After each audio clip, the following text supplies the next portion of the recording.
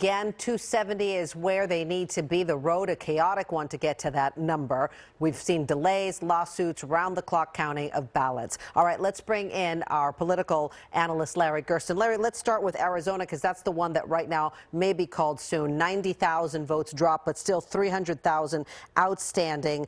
We're hearing that some of those 90,000 seem to be going to the president, but those 300,000 are in Democratic handfuls. 11 electoral votes are at stake here. Yeah, well, that would go a long way. We're talking about the rest being largely in Maricopa County. Maricopa County is where Phoenix is, and that's been a stronghold for Biden. Next door, of course, is Nevada, where he has a very brief lead of about 8,000, 7,700, I think it is. So that you put those two together, and Biden's home. The thing about the Biden campaign is Biden has two paths to victory. He can pick up Pennsylvania, where he was behind 600,000 votes last night at 1 a.m. in the morning, and now it's down by less than 200,000. He can pick that up, or he can pick up these two states. Either way, he gets to 270. For President Trump, he has one path. He has to win Georgia, he's North Carolina. He's got to win Pennsylvania, and he's got to pick up these two states out west. So he has a much steeper hill to climb, but it can be climbed. Okay, so we knew that the vote counting was going to take some time, but are you surprised that the election and the numbers in some of these battleground states are this close, and that the Sun Belt really didn't turn out as expected for Joe Biden? Yeah, I mean, you know, I think it's a surprise to a lot of people because we had, of course, the polls, which showed Biden having a nice national lead and doing pretty well in a number of states. Admittedly, he had fairly small advantages in so many states, but you'd think that some of them would have broken for him.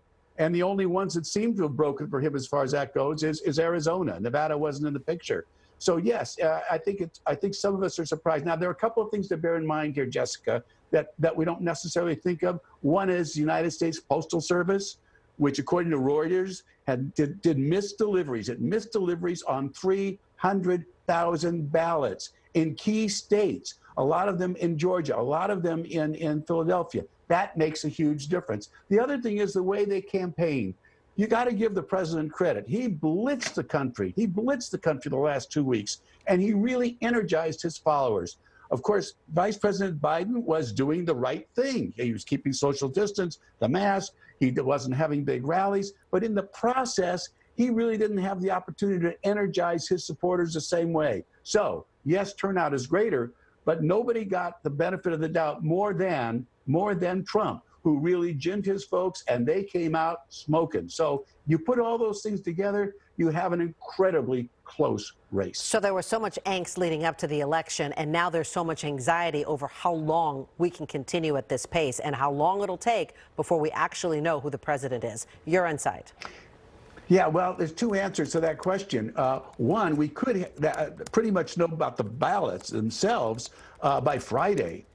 These states should all wrap it up. But the bigger question is, what happens with lawsuits? We know President Trump is already enlisting 3 lawsuits with respect to those close states. I think the one that has a lot of people thinking heavily is Pennsylvania, where the Supreme Court on a 4-4 vote allowed the state to go ahead and collect the ballots for 3 more days.